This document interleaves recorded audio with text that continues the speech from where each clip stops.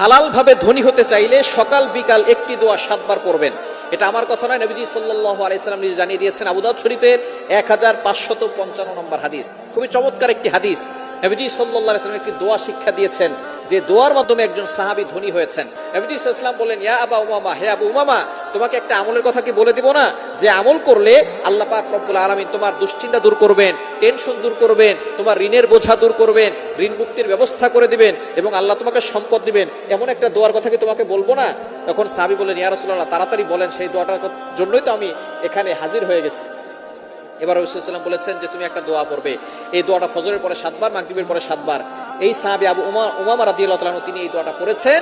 কিছুদিন পরে নবীজি সাল্লাল্লাহু আলাইহি ওয়াসাল্লামের জন্য হাদিয়া নিয়ে আসছেন এবং বলছেন, ইয়া রাসূলুল্লাহ, আপনার এই দোয়ার আমল করে আমি ঋণ মুক্তির ব্যবস্থা করেছি, আল্লাহ পাক রব্বুল আলামিন করে দিয়েছেন এবং আল্লাহ পাক রব্বুল আলামিন আমাকে সম্পদশালী বানিয়েছেন, আমি নিজে আপনার জন্য কিছু হাদিয়া নিয়ে আসছি। দোয়াটি হচ্ছে, আল্লাহুম্মা ইন্নী আউযু বিকা মিনাল হাম্মি ওয়াল হুজনি ওয়া আউযু বিকা মিনাল আজজি ওয়াল কাসালি ওয়া আউযু বিকা মিনাল জুবনি ওয়াল বুখলি ওয়া আউযু বিকা মিন গলাবাতিদ দাইনি ওয়া কাহরির রিজাল। এটা আপনি আমল করবেন ফজরের পরে 7 বার, মাগরিবের পরে 7 বার। একই সাথে করলে দুশ্চিন্তা, ঋণের বোঝা, টেনশন, সকল ধরনের দুশ্চিন্তা থেকে, অভাব থেকে আল্লাহ তাআলা দূর করে আল্লাহ আপনাকে সম্পদশালী বানিয়ে